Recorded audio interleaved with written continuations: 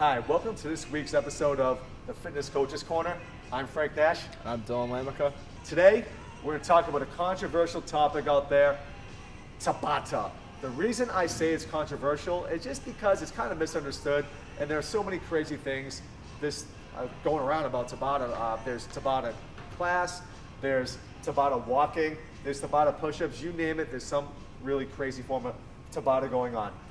Today, we're hoping to clarify for you is what exactly Tabata is, how to do it, how not to do it, and if your goal is to lose body fat and get a lot of work done in a short amount of time, we think Tabata could be right up your alley, so hopefully you can learn something today. So without further ado, let's talk Tabata. Dylan, tell me, what is Tabata? Tabata is actually bilateral squatting, holding a weight, a kettlebell, preferably a kettlebell, against your chest, getting full range of motion. It's 20 seconds of work, 10 seconds of rest for only 4 minutes.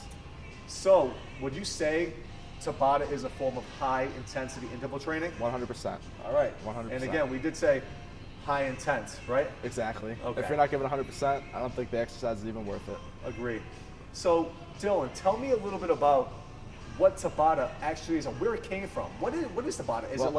Is it like a Japanese word for like working out? What is it? I don't think people really understand. Tabata is actually the name of a researcher who wanted to improve aerobic capacity in national figure skaters from Japan. They were speed skaters, and he found that doing this form of exercise, bilateral squatting only, was able to improve aerobic capacity the fastest. So you're saying that he had these athletes, these world-class athletes, do more work in less time and see better results? Exactly, 100%. More work in less time and see better results? That's Tabata? That's pretty cool. Yeah, it's the fastest way, and it's probably the most efficient way. And again, Dylan said it pretty good there. Efficiency, we're looking for efficiency. Talking Tabata training, Dylan, give me a good example of what Tabata training should be. Maybe an exercise? Well, Tabata training was actually only designed to be the bilateral front squat, and it's the only way that actually increases your aerobic capacity the most efficient way and the shortest amount of time. Give me a bad form of Tabata training. Well, I was looking up these exercises that people are crazy about, all different forms of Tabata, they say, and I saw examples of Tabata jumping jacks, push-ups, in and outs with your feet to fire your core, and anything else like that. I mean, you're just not increasing your aerobic capacity the way that Tabata bilateral squatting would do. Dylan touched on it. When it comes to Tabata training, it is a form of high intensity interval training, and I think most people get confused. It really isn't about the 20-10 split. It is about high intensity interval training. It's supposed to be intense. It's supposed to be a lot of work in a short amount of time. Get the most out of the time allotted. Tabata. Prescribing Tabata for, let's just say, a professional athlete or our high-end Division I college athletes is easy. 100%.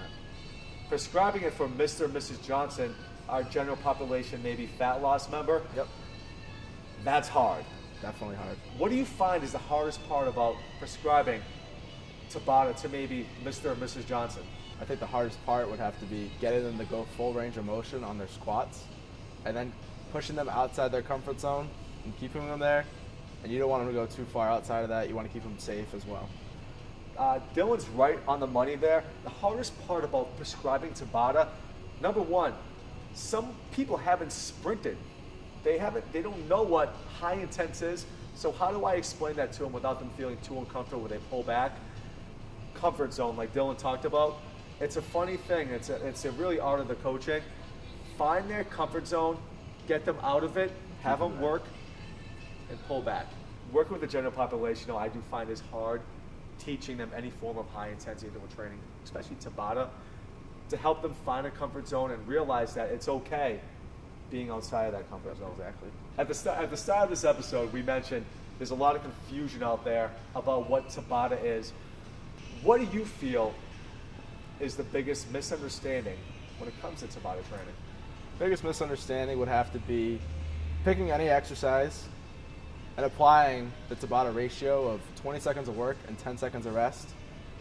And usually they pick the most inefficient exercises out there, you know. What I found is that in my experience, is people pick probably the most inefficient Exactly. exercise, most inefficient exercise, or the easiest exercise, and do it for that ratio of time. Exactly. And they completely miss the boat. Yep. It is supposed to be efficient and very intense. And if you do this right, you're definitely going to increase your aerobic capacity and lose a lot of weight. It's definitely not designed to be 30 minutes either. It's supposed to complement a workout, and it's not supposed to be an entire workout. I'm extremely happy to have Dylan here Good to hear. talking Tabata, because Dylan's done Tabata, he understands Tabata, and he prescribes Tabata to our members. If you're looking to lose body fat or you're looking to increase your aerobic capacity, Tabata is definitely a great tool in your arsenal to do it. It's just a tool. I want you to understand that it has to be intense and it has to be efficient.